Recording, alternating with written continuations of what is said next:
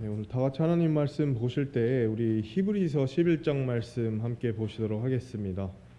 히브리서 11장 7절 말씀이고요. 오늘 말씀은 방주를 예비하라라는 말씀을 함께 나누기 원합니다. 특별히 노아에 대해서 이번 시간에 함께 살펴보면서 귀한 은혜의 시간 되었으면 좋겠습니다.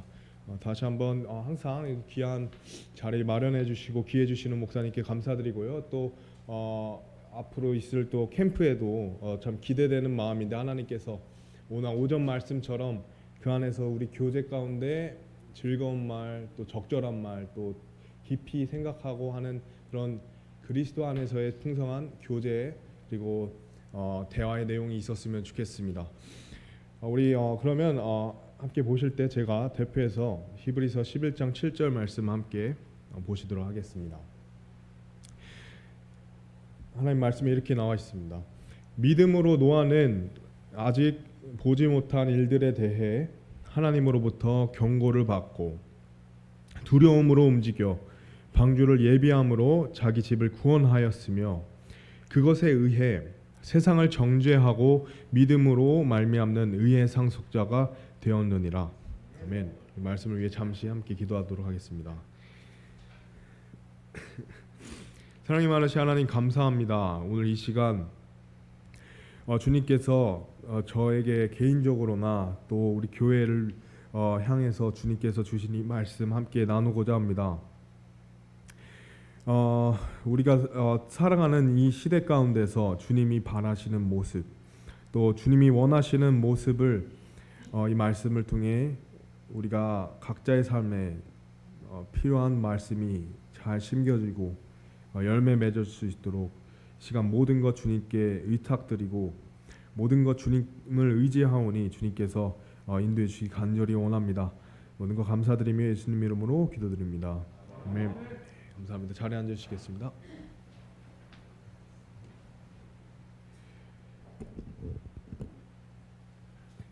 무엇보다 우리가 먼저 기억해야 될 한 가지가 있는데요. 바로 성경 말씀에 관한 것입니다. 성경 말씀.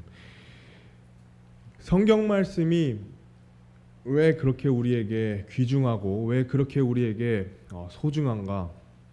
여러 가지 이유가 있지만 성경 말씀이야말로 우리에게 유일하게 모든 것을 일깨워 줄 수 있는 하나님의 말씀이기 때문이죠. 모든 것을 말입니다. 모든 우리의 문제에, 모든 우리의 어려움에, 혹은 우리가 미처 경험해보지 못한 모든 삶의 모든 영역에 하나님께서 이 말씀을 통해 우리에게 해답을 주신다는 거죠. 그래서 성경 말씀이 우리에게 모든 문제에 대한 모든 해결책을 항상 제시할 수 있다고 우린 믿을 수 있는 것입니다. 가장 첫 번째로 이 세상이 어떻게 창조되었는지, 이 세상이 어떻게 시작되었는지 많은 종교와 그 종교에서 나온 그 서적들이 있죠. 책들이 있지만 많은 신들이 있지만 그 어느 신, 종교도 내가 스스로 세상을 창조했다 말하는 신이나 책은 없습니다. 또한 인간의 시작과 또 인간이 어떻게 창조되었는지, 무엇보다 그 인간이 또 어떻게 타락하게 되었는지, 죄의 기원에 대해서도 분명하게 보여주죠. 성경 말씀은 우리로 하여금 오늘 말씀처럼 인간 관계 안에서 우리가 어떻게 살아가야 되는지 지혜를 주기도 합니다. 그리고 인간의 삶의 진정한 의미가 무엇이고 또 목적이 무엇인지 분명하게 보여주는 말씀이죠. 뿐만 아니라 하나님께서 세우신 가정, 그 기관, 그리고 교회에 대해서 분명하게 얘기를 해주시고 그 믿음과 신앙과 교리를 그대로 지키고 따르는 것이 바로 오늘날의 신약교회이기도 하죠. 또 그것이 가능할 수 있는 이유가 바로 이 말씀에 모든 것이 나와 있기 때문입니다. 더 나아가서 성경은 우리가 가져야 될 국가관, 지도자로서 가져야 될 하나님 앞에 가져야 될 마음에 대해서 분명히 제시를 해줍니다. 그다음에 또한 경제관, 우리가 채무 관계도 있고 여러 가지 잠언 말씀을 통해서 우리가 봤지만 우리가 어떻게 이 경제에 대해서 하나님이 말씀하시는, 하나님이 옳게 생각하시는 그런 경제관을 성경을 통해서 가질 수 있고요.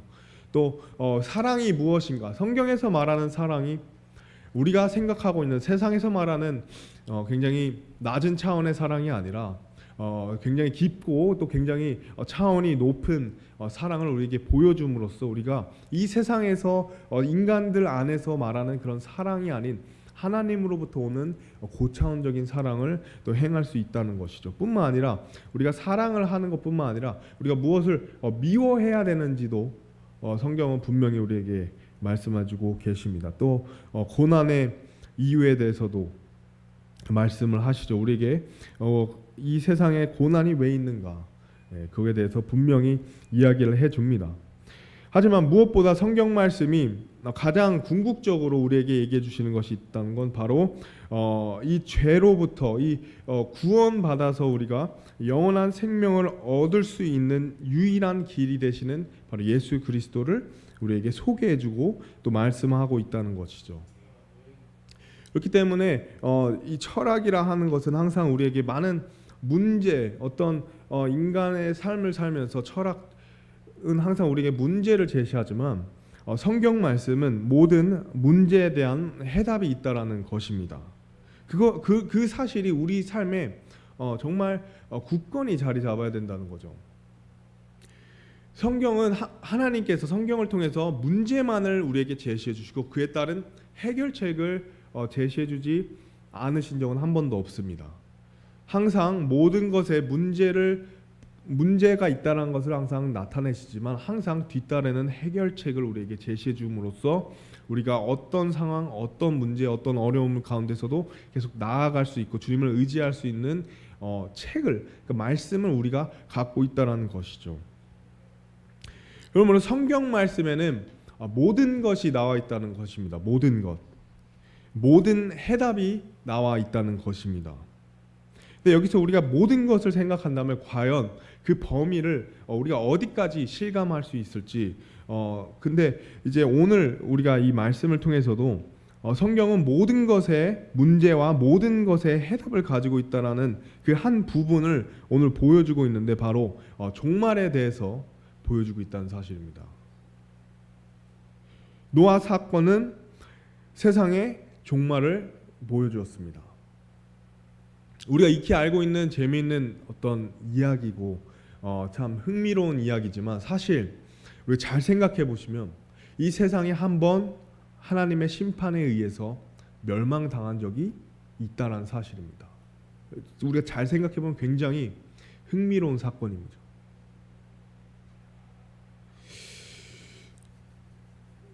마지막 때를 살아가는 우리에게 성경은 멸망당했던 세상과 또 그 사건을 보여주면서 문제를 보여주면서요, 끝나는 게 아니라 우리가 어떻게 살아가야 되는지까지도 이 노아의 사건을 통해서 보여준다는 거죠. 그렇기 때문에 제가 성경을 굉장히 사랑하면서 또 감사할 수 있는 이유가 하나님의 말씀이 우리에게 내가 경험해보지 못한 모든 것까지 보여주신다는 것 때문입니다.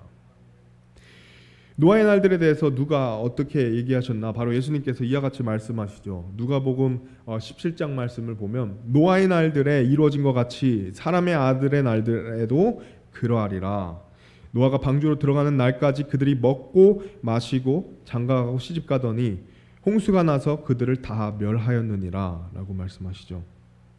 여기서 노아의 날들에 이루어진 것 같이 사람의 아들의 날들도, 즉 어떤 것을 얘기하죠? 사람의 아들의 날들은 바로 예수님께서 이 땅을 심판하시는 심판자로, 또 왕중의 왕 만주의 주로 오시는 그 마지막 때를 얘기를 하시는 거죠.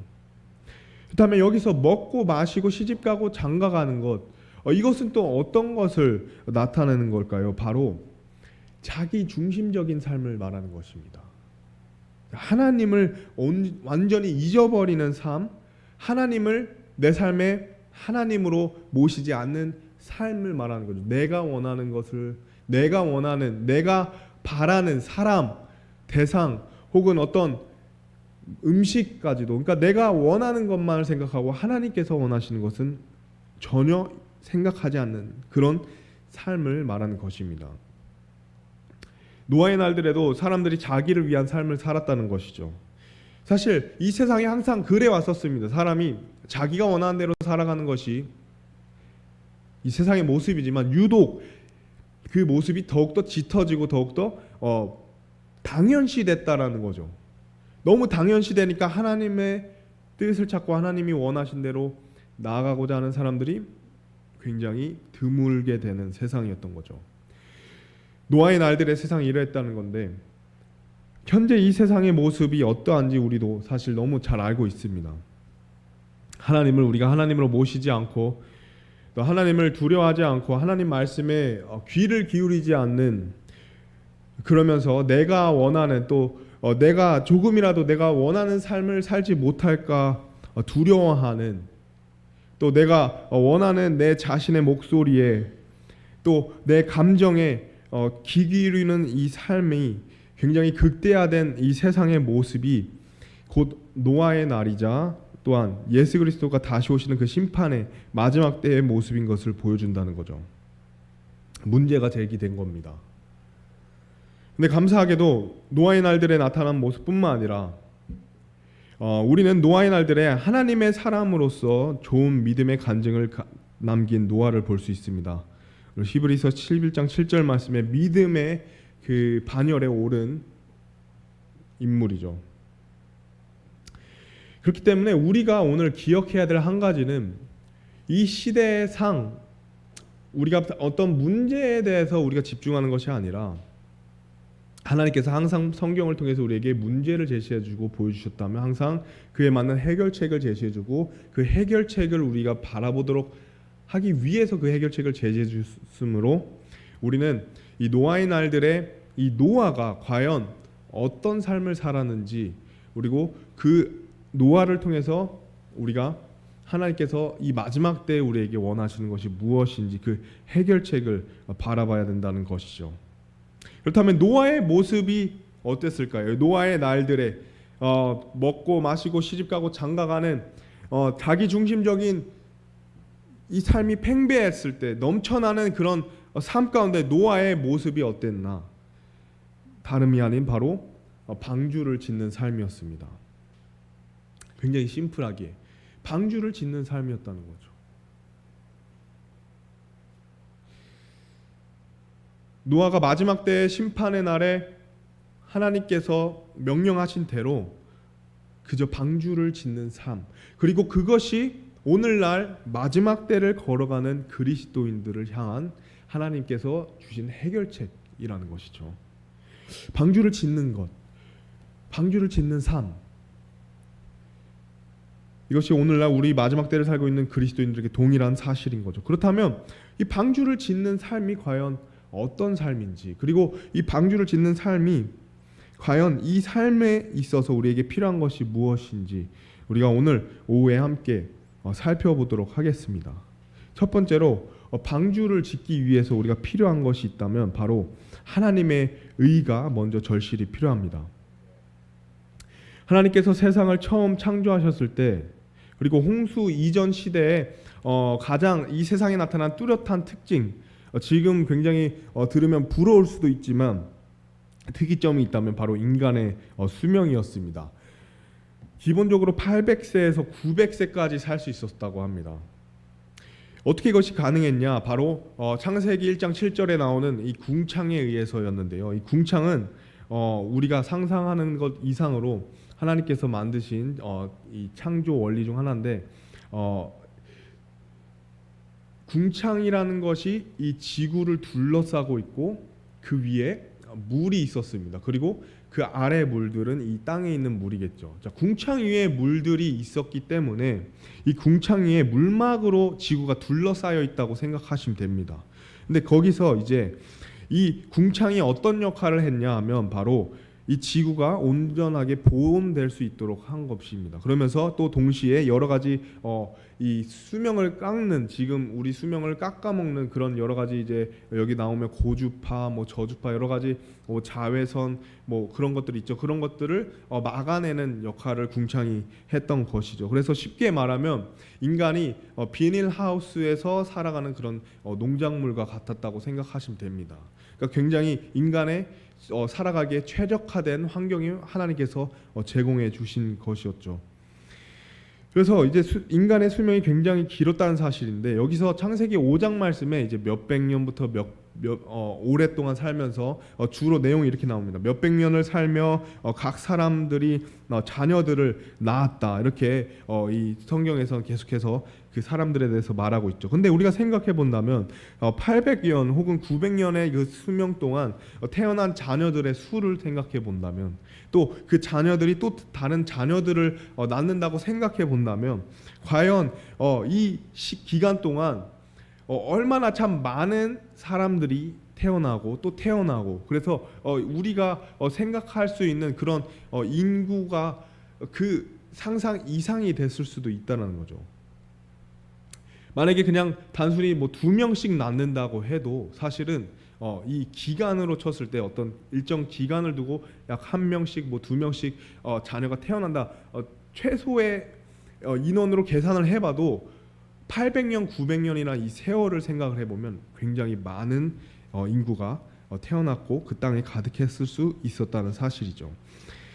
그래서 이제 이와 관련해서 노아의 출생을 먼저 우리가 간단하게 먼저 살펴보면 어떤 세상의 모습이 어떠했는지 대략적으로 예상할 수 있습니다. 노아의 아버지가 라멕인데, 라멕이 이렇게 182년을 살며 아들을 낳고 그 이름을 노아라 하며 이르되, 이런 마음과 이런 아들에 대한 마음을 갖고 이름을 짓고 아들을 이제 받은 거죠. 바로 이 아들이 주께서 저주하신 땅으로 인하여 우리가 하는 일과 우리 손의 수고에 대해 우리를 위로하리라 하였더라, 이렇게 말씀을 하고 있습니다. 즉 노아의 이름의 뜻이 사실 안식입니다. 안식, 위로인 거죠.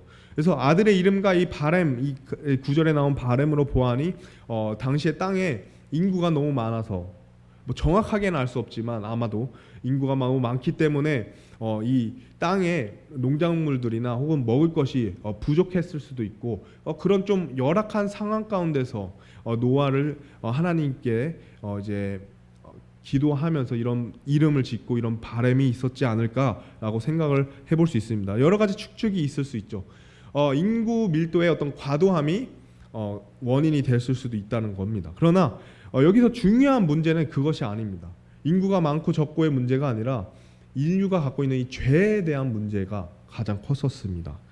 다음 구절을 보시면 사람들이 지면에서 번성하기 시작하고 그들에게 딸들이 태어나며, 그 다음에 6장 5절 말씀 보시면 하나님께서 사람의 사악함이 땅에 크고 그가 마음으로 생각하여 상상하는 모든 것이 계속 악할 뿐임을 보시고는 주께서 이르시되 내가 창조한 사람을 내가 지면에서 멸하되 사람과 짐승과 기는 것과 공중의 날짐승까지 다 멸하리니 이는 내가 그들을 만든 것으로 인해 슬퍼하기 때문이라 하시니라, 이렇게 말씀하시죠.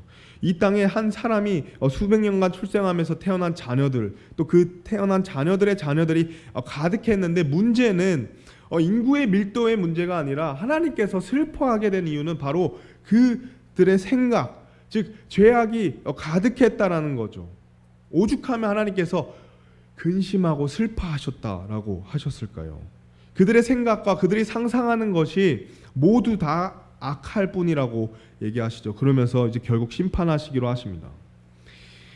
우리가 여기서 한 가지 기억해야 될 사실은, 우리가 하나님 앞에 심판을 받는 것 혹은 징계를 받는 것에 있어서 우리는 어떤 논리나 변명이 필요 없다는 사실입니다. 궁극적으로 하나님께서 세상을 창조하시고 하나님께서 인간을 창조하셨기 때문에 심판을 집행하실 수 있는 분도 하나님이시고 또 징계하실 수 있는 분도 하나님이시라는 것이죠. 우리는 결코 거기에 있어서 우리가 생각하는 우리의 이성으로 감히 그 심판의 권한을 갖고 계신 하나님을 판단해서는 안 된다는 것입니다.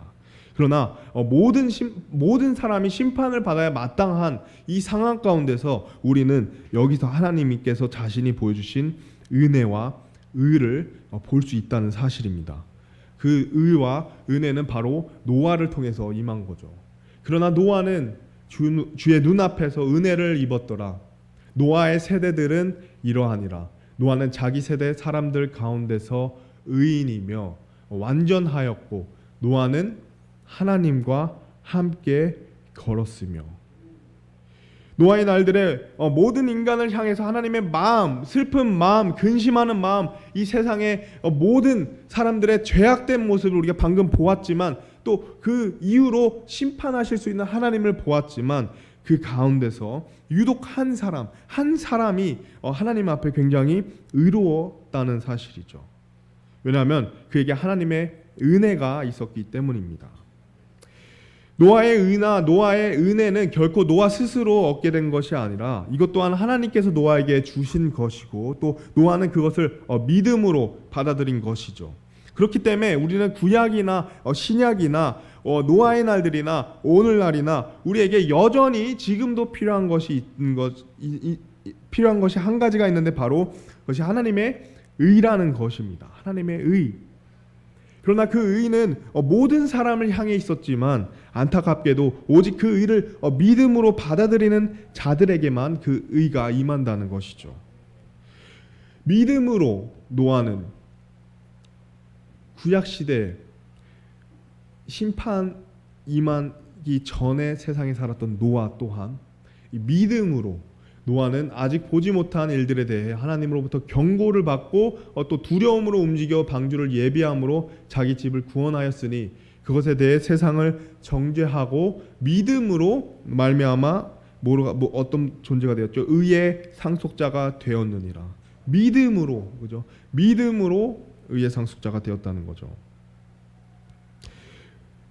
의를 소유한 노아, 그러나 그 의가 하나님 앞에 드러났다는 것은 노아는 의로운 삶을 살았다는 거죠. 자, 하나님 앞에 우리가 믿음으로 의를 소유한 존재지만 하나님 앞에 의로운 사람으로서 의로운 삶을 사는 것은 또 더 나아가서 우리가 추구해야 되는 모습인 것입니다. 그렇다면 노아가 하나님 앞에 어떻게 하나님의 의가 분명히 하나님 앞에 제시될 수 있는 삶을 살았는가? 먼저 우리가 이것에 대해서 배경을 살펴보고자 합니다. 먼저는 우리가 기억할 수 있는 라멕이 아까 노아의 아버지였죠. 아버지가 이제 주께서 이 아들을 통해 위로하시리라라는 마음을 가졌던 것처럼 주님을 주님으로 모시던 분이었죠. 라멕의 아버지가 누구신지 아십니까 혹시? 무드셀라입니다. 무드셀라는 이 세상에서 가장 오래 산 사람이에요. 969세까지 살았던 사람인데 그가 이 세상을 살면서 그에게 주어진 하나님의 뜻, 사명은 바로 내가 죽는 날에 세상에 심판이 임한다는 사실이었습니다. 그의 삶이 얼마나 하나님을 경외하며 또 경각심을 가지며 하나님을 따랐던 삶이 되었을까요? 놀랍게도 969년이란 가장 오래 산 이 무드셀라를 통해 하나님께서는 심판보다도 여전히 의와 오래 참으심과 은혜를 바라시는 하나님의 모습을 볼 수 있습니다. 그렇기 때문에 죽으면 심판이 임할 그 무드셀라를 하나님께서 가장 이 세상에서 오래 살도록 하신 거죠. 그 안에 놀라운 하나님의 은혜가 있는 것입니다. 그렇다면 우리가 또 기억할 수 있는 것이 바로 무드셀라의 아버지입니다. 무드셀라의 아버지 바로 에녹이죠. 에녹, 무드셀라, 라멕 그리고 노아. 그렇기 때문에 노아가 하나님과 함께 걸었다라는 이 간증이 있을 수 있었던 이유는 바로 그의 증조 할아버지인 에녹이 65세부터 300년 동안 하나님과 함께 걸었다는 그 간증을 세대와 세대를 걸쳐서 들었기 때문입니다. 하나님과 함께 걸었다. 의로운 삶을 살 수 있었던 것은 바로 하나님과 함께 걷는 삶을 살았기 때문인 거죠. 자신의 증조 할아버지인 에녹의 삶을 노아 또한 잘 알았던 것이죠. 그래서 세대와 세대를 불문하고 노아의 집안은 말세에 하나님 앞에 깨어 있을 뿐 아니라 하나님과 동행하는 집안이었던 것입니다. 노아가 스스로 하나님 앞에 의로운 자가 될 수 있었던 것은 전혀 아닙니다. 노아는 그런 가정에서 믿음이 전수되고 경각심을 갖도록 전수되고 하나님과 함께 걷는 믿음의 간증들을 보았기 때문에 그는 그런 삶을 살 수 있었던 것이죠. 이것이 바로 하나님께서 말씀하신 의로운 삶, 의인 것입니다. 바로 하나님 말씀에 귀를 기울이고 하나님과 깨어 있으며 동행하는 삶이 의로운 삶인 것이죠. 그러나 안타깝게도 많은 그리스도인들이 우리가 마지막 때인 것을 참 잘 알고 있습니다. 하지만 우리가 하나님 앞에 말세에 하나님 앞에 이 노아의 가족들처럼 깨어 있지 못합니다. 심지어 우리가 하나님과 동행하지 못하는 사실을 볼 수 있죠. 말세라는 것을 우리가 알고도 마지막 때 우리가 정말 우리의 믿음이 우리의 눈으로 확인되는 그 놀라운, 그러나 우리가 또 동시에 회개보고 해야 되는 그 우리의 말까지도 회개보고 해야 되는 그 마지막 때 그 끝이 다가왔음에도 우리는 하나님을 찾지 않는 삶을 산다는 거죠. 우리에게 말세의 가장 뚜렷한 징조가 전쟁과 기근과 역병 여러 가지가 있습니다. 그것을 부정할 수 없지만 저는 그것보다 더 뚜렷한 말세의 징조는 우리의 내면에 있다 생각합니다. 디모데후서 3장 1절로 5절 말씀에 이렇게 되죠. 또한 이것을 알라. 즉 마지막 날들의 위험한 때가 오리라. 사람들이 자기를 사랑하며 탐욕을 부리며 자랑하며 교만하며 신성모독하며 부모에게 불순종하며 감사하지 아니하며 거룩하지 아니하며 본성에 애정이 없으며 협정을 어기며 거짓 고소하며 절제하지 못하며 싸나우며 선한 자들을 멸시하며 배신하며 고집이 세며 높은 마음을 품으며 하나님을 사랑하기보다는 쾌락들을 더 사랑하며 하나님의 성품의 모양은 있으나 그것의 능력은 부인하리니 이런 자들에게서 돌아서라. 이것이 마지막 때에 우리가 위험하다, 마지막 때가 오고 있는데 우리가 위험하다 하고 한 징조의 모습인데 바로 이 모든 사항에 공통적인 요소가 있다는 것입니다. 바로 나 자신을 위한 삶, 나라는 것이죠. 하나님보다 하나뿐인 나를 위한 삶을 사는 자들의 특징이 바로 여기에 나와 있다는 것입니다. 여기 안에 하나님을 먼저 둔다면 이 성경 구절이 맞지 않지만 이 내 자신의 중심을 두고 이 성경 구절을 바라보면 모든 것이 맞아 떨어지는 것이죠. 그렇다면 이러한 모든 이 상황들, 위험한 때 이뤘을 때의 모습을 우리가 타파할 수 있는, 단번에 사라지게 할 수 있는 방법이 바로 하나님과 동행하는 삶이 되어야 된다는 것이죠. 그렇다면 우리가 오늘 이 질문을 우리 스스로가 할 수 있는 것입니다. 내가 과연 하나님과 동행하는 삶을 살고 있는가? 내가 과연 하나님과 대화하며 살고 있는가? 내가 하나님과 과연 하나님께 여쭈며 살아가고 있는가? 내가 하나님 앞에 자백하며 살아가고 있는지, 혹은 감사하며 살아가고 있는지, 우리가 정말 하나님과 동행하는 삶, 성품의 모양이 있으나 능력을 부인하는 삶이 아니라 성품의 모양이 있을 뿐더러 그 능력까지 의지하며 그 능력을 하나님과 동행하며 구하는 삶을 살고 있는지, 그것이 바로 의로운 삶이고 그것이 바로 하나님의 의가 드러나는 그리스도인의 모습이 된 것이죠.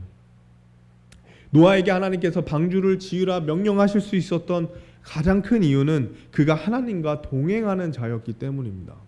그의 가족력 혹은 그가 내려왔던 믿음의 신앙의 집안, 그것이 아니라 그가 그 배경 속에서 하나님과 동행하는 자였기 때문에 하나님께서는 그에게 그가 상상할 수 없는 놀라운 위대한 사역을 맡길 수 있었다는 것이죠.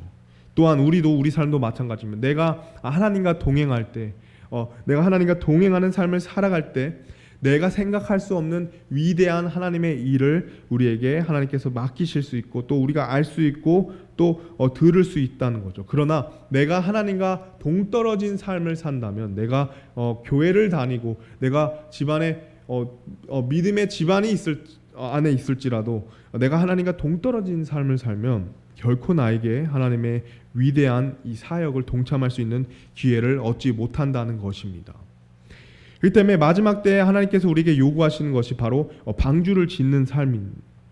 그런데 그것이 하나님과 동행하지 않는다면 우리는 그 방주를 어떤 나무로 지어야 되는지, 얼마나 어떤 크기로 해야 되는지, 혹은 어떤 이유로 이 방주를 지어야 하는지 우리는 알 수 없을 것입니다. 또한 우리가 당연히 고려해야 되는 것은 우리 가족의 신앙인 것입니다. 에녹부터 무드셀라, 라멕, 그리고 노아까지 모두 말세에 하나님 앞에 깨어 있었던 가정이었습니다. 하나님께서는 세대와 세대를 넘어서 신앙을 지키는 가족들에게 더 많은 복을 주시고 더 큰 하나님의 사역을 이끌어 주시고 인도해 주신 것을 볼 수 있습니다. 대학과 직장까지 보낸 부모님이든 혹은 부모님이시든 혹은 손주를 보고 계시는 조부모님이시든 혹은 새롭게 가정을 이끌인 신혼부부든 혹은 내가 단순히 자녀로서든 우리가 기억해야 될 한 가지는 이 가족으로 통해서 이어지는 믿음의 유산과 또 신앙인 것입니다. 그것이 이 다음 세대에 올바르게 전수되고 이어진다면 그가 받은 신앙은 결코 더 얇아질 수 없습니다. 더 두꺼워질 수밖에 없는 것이죠. 그렇기 때문에 오늘 우리가 또 가는 캠프 또한 굉장히 또 중요한 것입니다. 그렇기 때문에 우리가 먼저 기억해야 될 것은 하나님의 의가 필요하다. 의로운 삶은 무엇인가? 바로 동행하는 삶이다. 그것이 방주를 필요한 첫 번째 요소였고, 두 번째는 바로 하나님의 은혜입니다. 노아는 의인으로서 하나님과 동행하는 완전한 삶을 살았습니다. 완전한 삶을 살았죠. 그래서 하나님께서는 그에게 말씀하십니다. 땅도 하나님 앞에 부패하여 땅이 폭력으로 가득 찼으므로 하나님께서 땅을 보시니 보라, 그것이 부패하였더라. 이는 땅 위에서 모든 육체가 자기 길을 부패시켰기 때문이라. 하나님께서 노아에게 이르시되 모든 육체의 끝이 내 앞에 다가왔으니 이는 땅이 그들로 인해 폭력으로 가득 찼기 때문이라. 보라, 내가 그들을 땅과 함께 멸하리라. 너는 고펠나무로 너를 위해 방주를 짓고 방주 안에 방들을 만들며 역청으로 그것의 안팎을 칠할지니라 라고 말씀하시죠. 노아는 하나님의 말씀을 듣고 방주를 짓기 시작하는데 방주를 짓는데 걸린 시간이 얼마나 걸린지 아십니까? 혹시? 무려 120년이 걸렸습니다. 120년.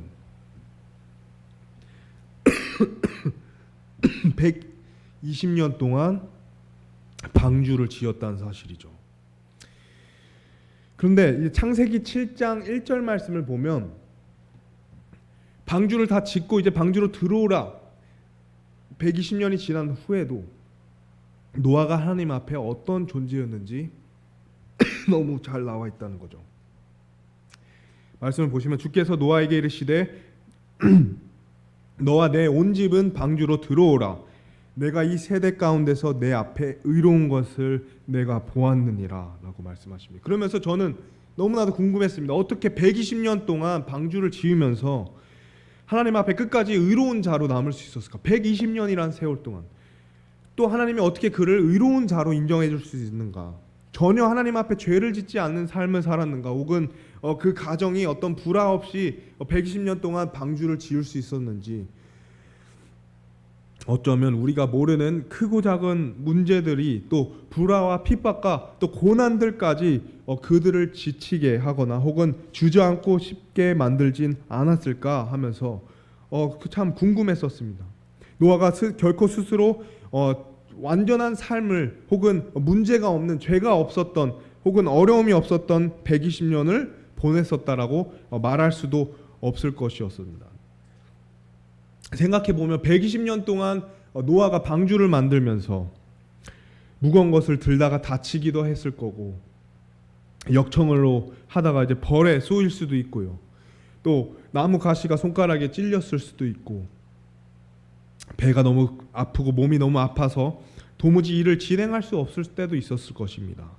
때로는 가족 중에 누가 아파서 또 형제들끼리 뭐 싸울 수도 있고요.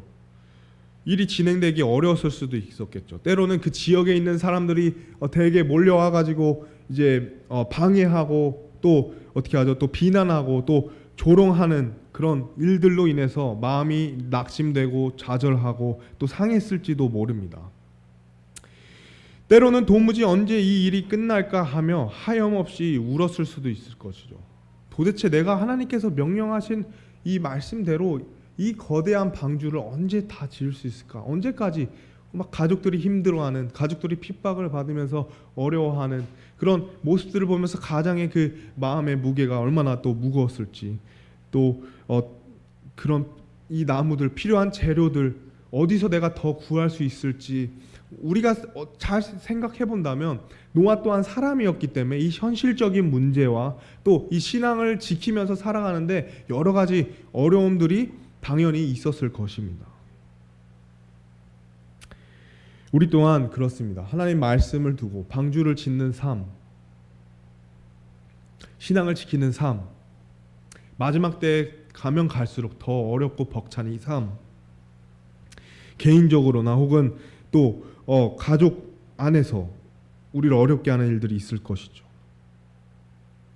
말세의 사명을 두고 우리를 어렵게 하는 어려움들과 시련과 아픔과 고난이 당연히 닥칠 것입니다.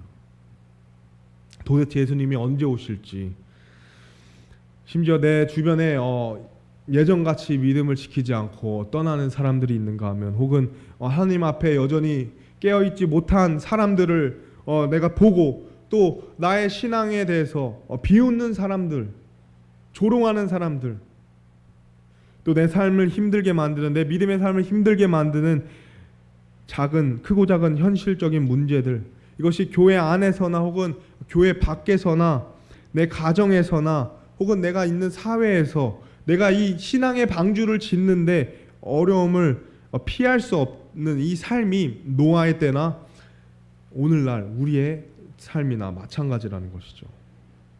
어렵다는 것이죠. 어떻게 120년 동안 가능했는가?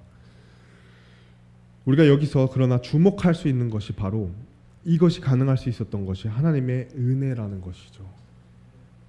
120년의 세월 동안 하나님이 말씀하신 그대로 이 방주를 온전히 완성할 수 있었던 노아의 비결이, 또 120년 동안 어떤 어려움이 있어도 끝내 그 방주를 완성할 수 있었던 그 노아의 비결이, 또 120년 동안 하나님 앞에 여전히 의로운 자로 드러날 수 있었던 노아의 비결은 다른 것이 아닌 오직 하나님의 은혜였던 것입니다. 창세기 6장 8절 말씀에 그러나 노아는 주의 눈앞에서 은혜를 입었더라 라고 말씀하시죠. 그리고 우리에게도 이 시대에 또 이 순간 오늘날 가장 필요한 것이 있다면 바로 하나님의 은혜인 것입니다. 하나님의 은혜요.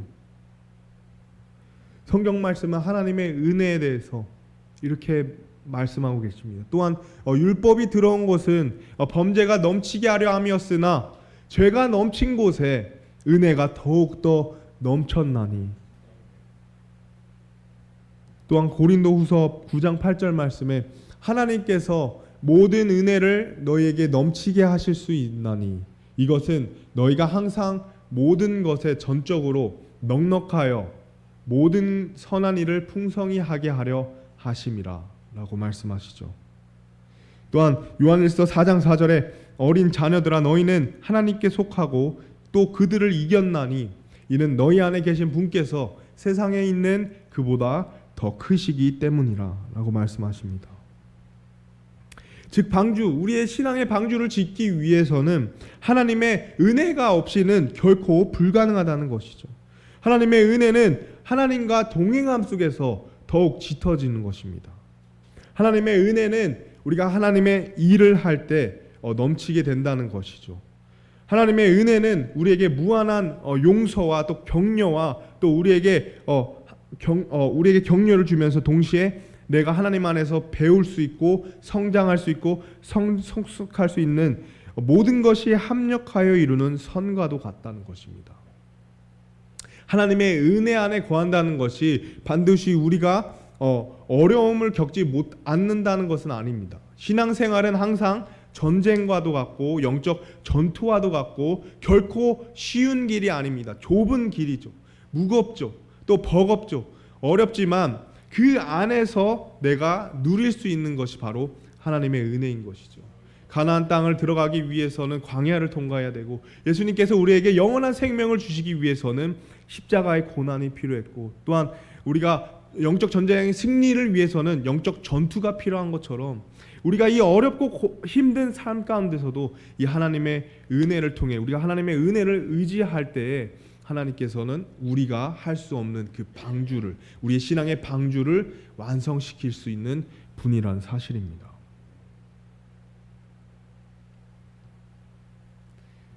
로마서 8장 28절에 우리가 아는 바와 같이 하나님을 사랑하는 자들 곧 그분의 목적에 따라 부르심을 받은 자들에게는 모든 것이 합력하여 선을 이루느니라 라고 말씀하십니다.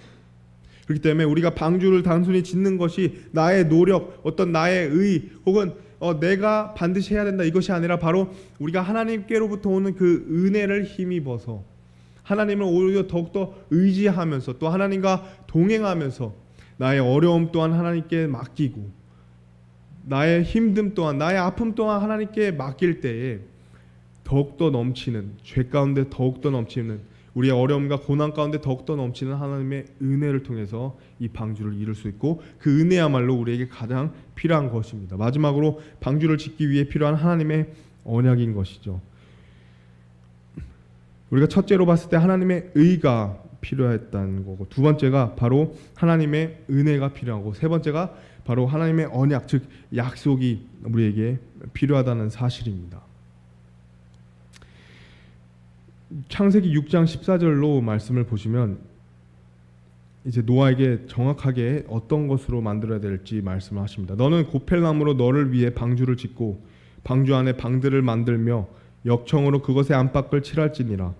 내가 만들 방주의 모양은 이러하니 방주의 길이는 300규빗이요 너비는 50규빗이며 높이는 30규빗이라 하면서 17절 말씀에 보라 나 곧 내가 땅 위에 물들의 홍수를 일으켜 너 속에 생명의 숨이 들어있는 모든 육체를 하늘 아래에서 멸하리니 땅에 있는 모든 것이 죽으리라. 그러나 너와는 내가 내 언약을 세우리니 너는 너와 내 아들들과 내 아내와 또 너와 함께한 내 아들들의 아내들과 함께 방주로 들어올지니라. 22절 말씀을 보시면 노아가 이같이 행하되 하나님께서 자기에게 명령하신 모든 것에 따라 그대로 행하였더라 라고 말씀하십니다. 하나님께서 노아에게 보여주신 방주의 모습 혹은 그 크기, 그 활용성은 궁창으로 인해서 당시에는 비가 내리지 않았다고 합니다. 그런 상황에서 노아에게는 결코 이해할 수 없었던 것이죠. 우리는 이 홍수라는 것이 흔한 자연재해지만 그 당시에는 굉장히 상상할 수 없고 이해할 수 없는 일이 될 수도 있는 것이죠. 심판의 그 물로 심판하신다는 것이요. 단지 홍수라는 게 나서 그래서 이 세상이 아름답고 전혀 이 세상이 너무 아름다운데 이 세상이 물로 완전히 잠기게 될 것이다. 그것이 하나님께서 노아에게 말씀하신 것이 도무지 상상도 할 수 없고 또 이해할 수 없는 미래였던 거죠. 그러나 그 가족들에게도 이것이 굉장히 상식 밖의 일이 되었을 것입니다. 이해할 수 없는 미래, 상상할 수 없는 미래, 상식 밖의 미래에 노아의 반응이 과연 어떠했냐는 거죠. 바로 이렇게 나오죠. 노아가 이같이 행하되 하나님께서 자기에게 명령하신 모든 것에 따라 그대로 행하였더라. 그대로 모든 것을 행하였다는 것이죠. 방주를 짓는데 가장 필요한 것, 하나님의 의 또 은혜가 있지만 바로 하나님의 말씀인 것입니다. 하나님의 말씀, 모든 것을 그대로 행하였더라. 하나님께서 명령하신 그대로를, 모든 것을 그대로 120년 동안 행했던 것이 바로 방주를 지었다는 것이죠. 그렇다면 우리는 아까 처음에서 얘기했던 방주를 짓는 것이 무엇인가? 그것에 대해서 우리가 생각해 볼 수 있는 것입니다. 방주를 짓는 것이 무엇인가? 하나님께서 우리에게 말씀하신 방주를 짓는 삶, 말세를 앞두고 방주를 지어라. 그 방주를 짓는 삶, 여러 가지 생각이 있을 수 있어. 말세를 앞두고 세상을 떠나서 숨어서 사는 삶, 혹은 허무주의에 빠져서 홀로 세상과 벽을 쌓으며 사는 삶, 혹은 세상에 시간이 얼마 없구나, 내가 원하는 대로 사는 삶, 자신의 옳은 의에 혹은 잘못 빠져서 자신이 생각하는 방주라는 것을 짓는 삶을 말하는 걸까요? 방주를 짓는 삶, 고립되고 어떤 피난하는 것, 심판을 피해서 피난하는 것, 이것이 방주를 짓는 삶일까요? 노아는 사실 그래 보였었습니다. 산 위에서 방주를 짓는 것이 세상과 동떨어진 것처럼 보이는 거죠. 그러나 여기서 하나님 말씀을 통해서 우리에게 말씀해 주시는 방주를 짓는 것은 하나님 말씀대로 하는 삶입니다. 이것이 우리에게 가장 중요한 것입니다. 마지막 때에 고립되고 피난되고 문제를 가지고 문제를 껴안고 사는 것이 아니라 하나님께서 그 문제에 따른 해결책을 주신 것이 바로 말씀대로 행하라. 말씀대로 그대로 모든 것을 그대로 지켜 행하라. 언제까지요? 심판의 날이 오기까지. 방주로 들어가라 하나님께서 명령하실 때까지 120년 동안 말씀하신 그대로 행하는 것, 말씀대로 사는 것, 말씀대로 우리 삶이 계속해서 나아가는 것을 얘기하시는 것이죠. 말세에도 주어진 하나님의 말씀대로 행하는 삶이 방주를 짓는 삶인 것입니다. 교회에서 하나님께서 방주를 짓는 삶, 우리 교회 안에서는 어떤 것이죠? 복음을 전하는 삶입니다. 마지막 때에 하나님께서 특별히 우리에게 주신 좀 더 다른 말씀이 있다면 그대로 행하겠지만, 아무리 찾아봐도 말세에 하나님께서 우리에게 원하시는 것은 여전히 마태복음 28장 말씀입니다. 가서 제자 삼고, 가서 삼위일체 하나님의 이름으로 침례를 주고, 가서 예수님과 그 분께서 가르치신 모든 것을 그대로 가르쳐 지키게 하는 것, 이것이 바로 노아의 방주를 짓는 이 말세를 맞이한 우리의 삶인 것입니다. 말씀 그대로 행하는 것. 또한 우리의 가정에서 하나님께서 주님 안에서 우리 가정이 화평을 누리라 하시고, 또 이 믿음의 신앙을 또 그 대대로 계속해서 전수하라는 그 말씀 외에 다른 것 주어지지 않았다면 말세에도 그대로 행하는 것입니다. 사회에서도 우리가 여전히 이 말세에서도 나를 사랑하지 않고 나를 부인하고 날마다 나의 십자가를 지고 예수님을 따르라, 그것이 마지막 때에도 변하지 않는 하나님의 말씀이라면 우리는 그대로 여전히 모든 것을 그대로 따라야 된다는 것입니다. 내가 빛과 소금으로서 그리스도인의 향기를 드러내며 오히려 어두워지면 어두워질수록 나는 그리스도인의 빛으로서 더욱더 세상의 빛으로 드러내는 그 삶을 하나님께서도 말세에 우리에게 원하셨다면 그대로 행하는 것이 바로 방주를 짓는 삶인 것입니다.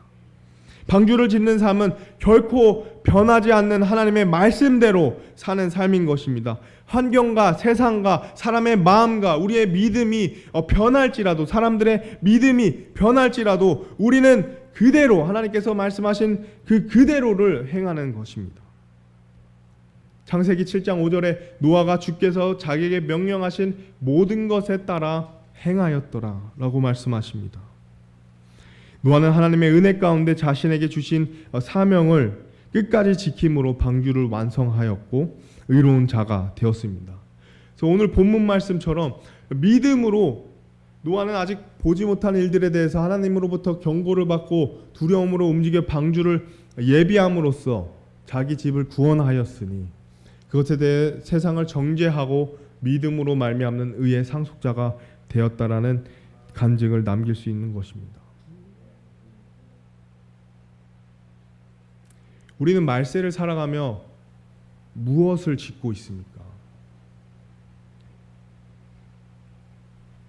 말세 가운데 하나님께서 우리에게 주신, 여전히 말씀하신 혹은 이미 말씀하셨던 우리에게 주어진 이 방주의 크기와 목적과 이 명령에 대해서 우리가 귀를 기울이고 살고 있습니까?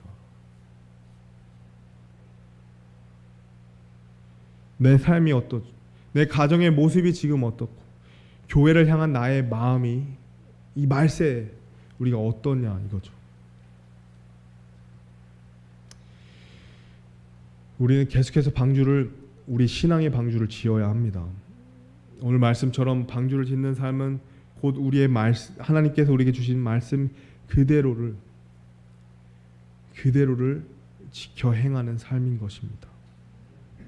마지막 때라고 이 세상에 이제 시간이 없다, 내 삶을 찾거나 이 세상을 등지며 혹은 고립된 삶을 사는 것이 아닌, 단순히 문제만을 껴안고 끝나는 것이 아닌, 항상 이 성경 말씀에는 모든 문제에 대한 모든 해결책이 있듯이 우리는 그 해결책을 받아서 그 해결책대로 행해야 된다는 것이죠.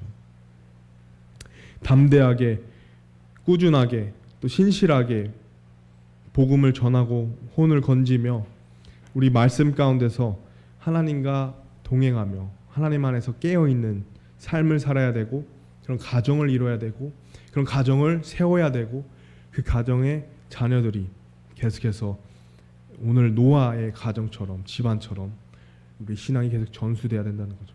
교회도 마찬가지고. 그러면서 우리에게 마지막 한 구절을 보면서 마치도록 하겠습니다. 우리 하나님께서 오늘 이 말씀을, 모든 것을 우리에게 정리해 주실 수 있는 이 구절을 함께 읽고 마치도록 하겠습니다.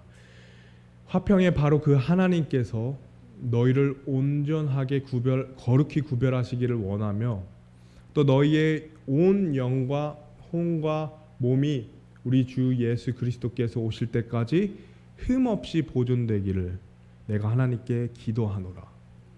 24절 말씀에 너희를 부르시는 분은 신실하시니 그분께서 또한 그것을 행하시리라.